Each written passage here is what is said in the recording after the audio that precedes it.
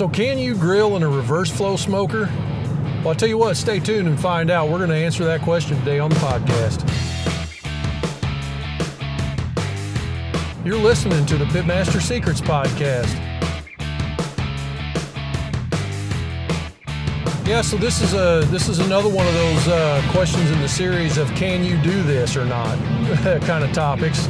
And I do actually, one of the most interesting conversations I have with customers, especially the guys that are wanting to build their own smoker, you know, they'll go to SmokerPlans.net. They'll download a set of plans to build themselves a reverse flow smoker, but if they're new to the whole barbecue thing and they're trying to stretch their money out, it's interesting that they try to make this one cooker do everything. You know, like they want the magic bullet is what they're looking for. And, you know, while that's achievable, we always talk about convenience, you know, and every time, you know, you got to decide convenience over function. And in this case, we're looking to see, like, is it even possible to grill directly in the cook chamber of a reverse flow smoker? So anyway, a couple of things, you know, about it being possible is sure it's possible. The difference is like, are you willing to take the trade-offs that you're going to have in function and design? And, you know, they're not bad things. They're not deal breakers, really. You know, the biggest reason that you want a reverse flow smoker to begin with is to have indirect, completely isolated cook chamber environment away from the fire that you're burning, and to have that dead even cook chamber temp, you know, across the length horizontally of the cook chamber. And so if you decide, you know, well, let me say this, in order to achieve that, we put a baffle plate in there that's tuned to the size of your cook chamber and firebox, and that baffle plate is completely welded solid in there so that there's no air leakage throughout the entire length of the cook chamber around that baffle plate. So by wanting to have this grilling environment in there, the main sacrifice you'll make is you'll have to have that baffle plate, either pieces of it or the entire thing will have to be removable. So if you decide that you're up to that and you want to do it, we can talk about some different options with that baffle plate. So option number one is you can actually just go ahead and weld your baffle plate in solid and then just make some square pieces of that plate, say 20 by 20, 24 by 24, whatever size cooker you got. Make some pieces of that removable that actually lift out of that, out of a hole in the baffle plate, and then you can drop a grilling basket directly down into that baffle plate and light a real charcoal fire right there in that spot. That we've done that on a couple different sets of plans, and we've had some good reviews from customers on it. It works pretty well.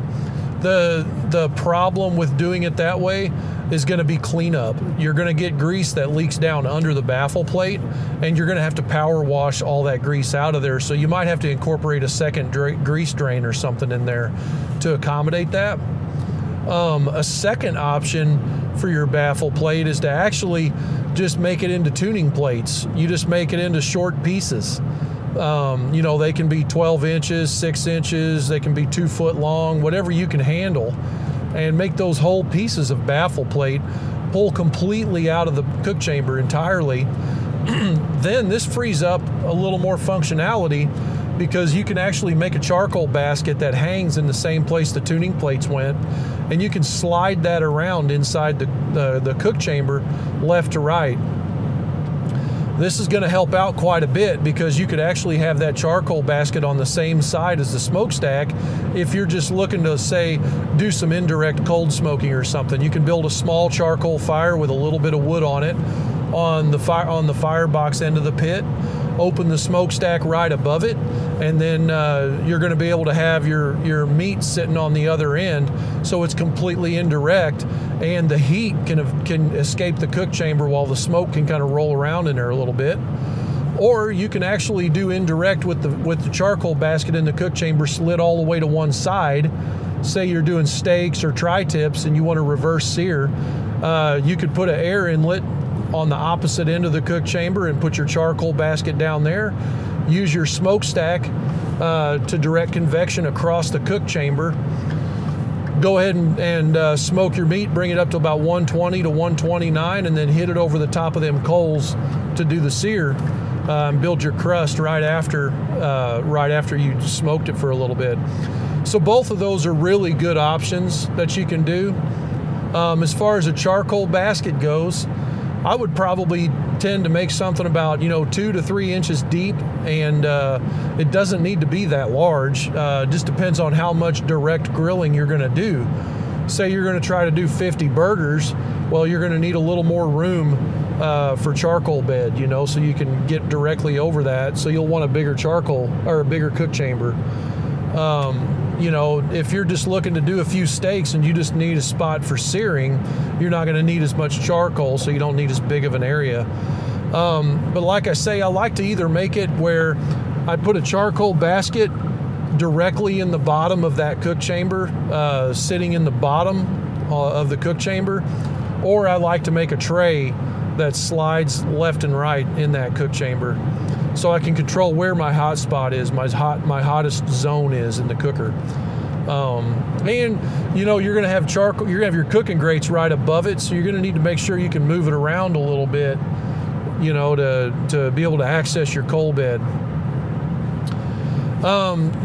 The one big thing you want to pay attention to is like how to cook this way. What's your cooking style? So if your cooking style is like I said, you're wanting to just reverse sear, you would just design for that with your charcoal basket and stuff. Something you might want to do is just add another smokestack in the cook chamber. So you've got the one by the firebox. Since this is a reverse flow, you can add a second smokestack on the other end of the cook chamber down low if you want. And if you do that, then you've got flexibility on which way your draft is going. You could actually almost cook in it like you would an open offset at that point, because now we're cooking from the top down. Get all of our heat and smoke up to the top of the cook chamber, open up the smokestack at the other end that's down low on the side of the cook chamber. Now we've got that downward convection going on. One more thing that I kind of like to play with once in a while, and it totally just depends on what you're doing. You could actually have 2 fires going.